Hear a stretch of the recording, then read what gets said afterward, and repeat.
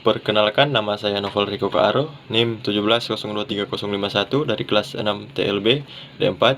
Pada saat ini saya akan menjelaskan tentang jurnal yang saya pelajari, yaitu Jurnal Studi Perancangan Upgrade Transmisi Tegangan Tinggi 150 kV perak ujung menggunakan konduktor HTLS atau High Temperature Low Sag. Kebutuhan listrik semakin hari semakin bertambah, mengingat standar kehidupan manusia yang meningkat. Kehidupan saat ini tidak terlepas dari peranan teknologi, yang sumber utama dari teknologi tersebut adalah listrik.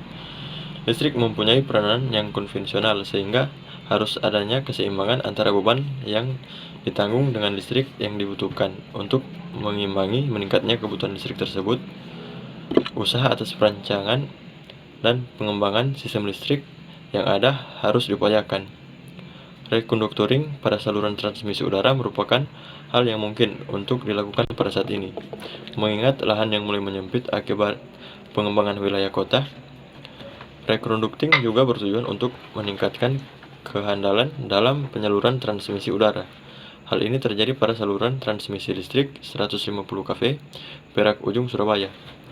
Selain kawasan ini padat penduduk dan kawasan industri, kawasan ini merupakan objek vital, yaitu kawasan Komando TNI AL bagian timur Lantama 5, sehingga suplai akan daya listrik harus selalu terpenuhi. Selain itu juga, saluran transmisi perak ujung merupakan salah satu transmisi yang menghubungkan Pulau Madura, sehingga diperlukan keandalan dari sistem transmisi listrik. Saluran transmisi udara 150 kV pada umumnya menggunakan konduktor ACSR atau aluminium konduktor steel reconvect yang mempunyai titik kerja suhu yang terbatas. Saluran transmisi udara akan mengalami titik jenuh seiring meningkatnya kebutuhan listrik. Dengan menyempitnya lahan dan masalah investasi, maka saluran yang telah ada perlu dioptimalkan dengan melakukan reconductoring menggunakan konduktor HTLS. Konduktor HTLS mempunyai titik kerja suhu yang tinggi dibandingkan konduktor ACSR. Penelitian ini bertujuan untuk meningkatkan kapasitas hantar arus serta untuk memenuhi keandalan N-1 dari saluran transmisi udara dengan memilih konduktor jenis HTLS yang meliputi ACCC, ACCR, dan TACSR yang sesuai dengan struktur jaringan transmisi. Dengan menggunakan metode keseimbangan panas dalam menghitung ampacity dengan metode Quaternary dalam menghitung adongan dengan tarik, maka akan diketahui konduktor yang sesuai dengan struktur yang telah ada. Dari hasil penelitian yang menunjukkan konduktor ACC jauh lebih handal dengan menggunakan metode keseimbangan panas dalam menghitung ampacity dalam metode Quaternary dengan struktur yang telah ada. Dari hasil penelitian menunjukkan konduktor ACCC jauh lebih handal dengan mampu menaikkan kapasitas hantar arus hingga 96,3%, sedangkan ACCR sebesar 83,9% dan TACSR sebesar 40,7%, dan andongan maksimal ACCC sebesar 4,692 M, ACCR sebesar 6,550 M, dan TACSR sebesar 8,076 M. Dengan tegangan tarik yang dibutuhkan pada andongan maksimal berturut-turut sebesar 12,825 kN, 9,068 kN, dan 8,119 kN. Pada jurnal ini disebutkan bahwa konduktor HTLS merupakan teknologi yang dikembangkan untuk memenuhi kebutuhan daya listrik. Konduktor jenis ini mempunyai suhu yang sangat tinggi apabila dibandingkan dengan konduktor yang konvensional, sehingga dengan mempunyai titik suhu yang tinggi, maka kapasitas hantar arus semakin besar. Karena arus yang melalui sebuah konduktor mempunyai batas ambang suhu yang terdapat pada konduktor. Selain itu juga konduktor HTLS ini mempunyai konduktivitas serta kuat tarik yang lebih baik dibandingkan dengan konduktor yang konvensional. Di sini mereka menggunakan dua metode penelitian. Yang pertama, metode spesifikasi konduktor dalam penelitian. Digunakan 3 jenis konduktor HTLS, yaitu ACCC, TACSR, dan ACCR, yang dipilih dengan memperhitungkan konduktor yang hampir sama dengan spesifikasi konduktor existing, yaitu konduktor ACSR 340/30 seperti yang ditunjukkan, dengan memperhitungkan baik kajian elektrik maupun kajian mekanik, maka akan menjadi suatu rekomendasi bagi pihak yang terkait sebagai upaya pergantian konduktor yang sesuai dengan struktur jaringan perak ujung. Metode penelitian yang kedua adalah flowcard system. Flowcard system ini dimulai memasukkan data awalan sebagai masukan dari perhitungan dengan menggunakan perangkat lunak MATLAB. Data awalan berupa spesifikasi konduktor dan kondisi lapangan merupakan masukan untuk menghitung steady state ampacity terhadap masing-masing konduktor. Dalam mencari steady state ampacity menggunakan metode keseimbangan panas, setelah didapatkan steady state ampacity, maka akan diberi besar arus awalan yang diset sebesar 30A.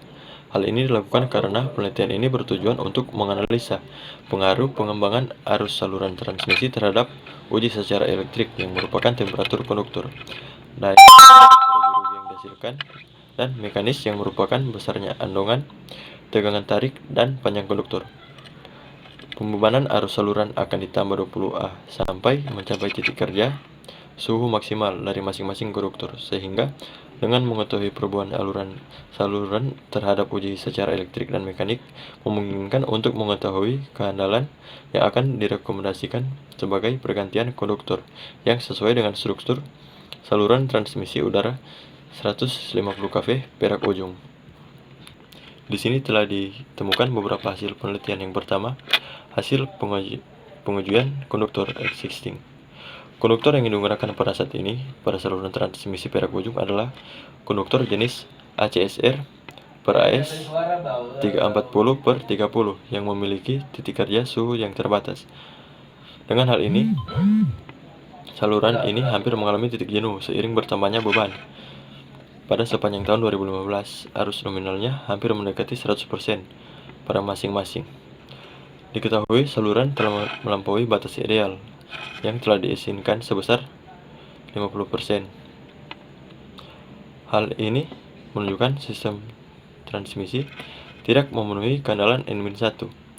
Yang dimaksud dengan kehandalan N-1 ini adalah apabila terjadi gangguan pada salah satu sirkuit, maka sirkuit yang lainnya dapat menerima beban manuver dari sirkuit yang mengalami gangguan, sehingga dengan hal ini tidak ada terjadinya pengurangan beban terhadap konsumen.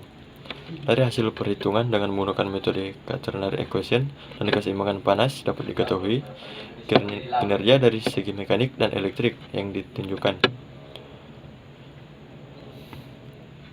Hasil penelitian yang kedua yaitu penentu konduktor HTLS. Penelitian ini dilakukan dengan pemilihan konduktor, pengujian mekanik dan elektrik yang dimaksudkan agar mendapatkan konduktor jenis HTLS sesuai dengan kebutuhan di saluran transmisi 150 kV perak ujung.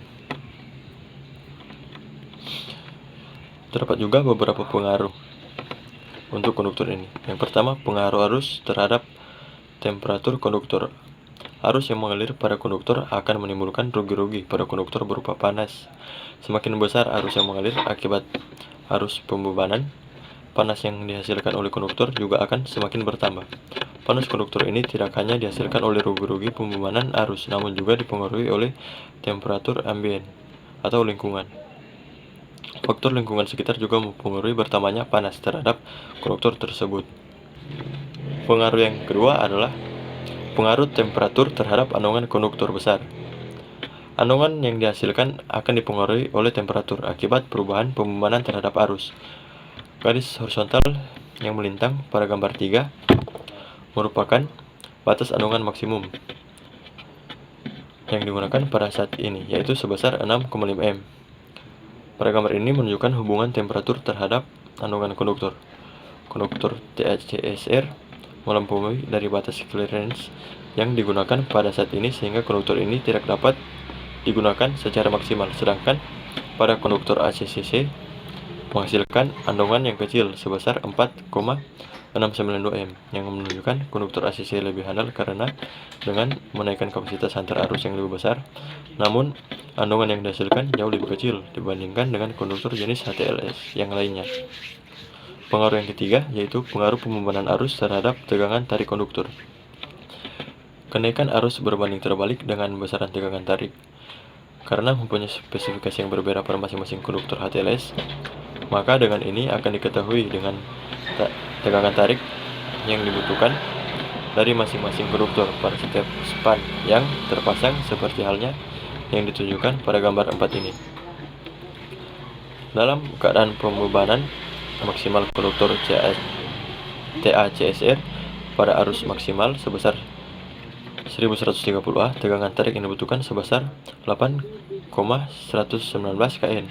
Saat arus maksimal 1490A pada konduktor ACR, tegangan tarik yang dibutuhkan sebesar 9,086 kN. Sedangkan pada konduktor ACCC, pada saat mencapai arus maksimal 1590A, tegangan tarik yang dibutuhkan 12,825 kN. Tegangan tarik menurun seiring kenaikan arus. Hal ini terjadi karena tegangan tarik maksimal terjadi pada saat andongan minimum dan subminimum. Di sini ada beberapa kesimpulan dari jurnal tersebut. Setelah dilakukan penelitian, didapatkan dua kesimpulan. Yang pertama, pada keadaan mencapai titik kerja maksimal konduktor HTLS dengan jenis ACCC, ACCR, dan TACSR dapat menaikkan kapasitas hantar arus berturut-turut sebesar 1,96 kali, 1,84 kali, dan 1,4 kali lebih besar dari kapasitas hantar arus konduktor konvensional. Yang kedua, konduktor HTLS yang sesuai dengan struktur saluran transmisi 150 kV perak ujung adalah konduktor jenis ACCC dengan mempertimbangkan kenaikan kapasitas hantar arus hingga 1,69 kali dari konduktor konvensional. Dengan andongan sebesar 4,962 M, tegangan tarik sebesar 12,825 kN, pemuluran sebesar 0,116 M, dan dapat menyalurkan hingga 413,48 MW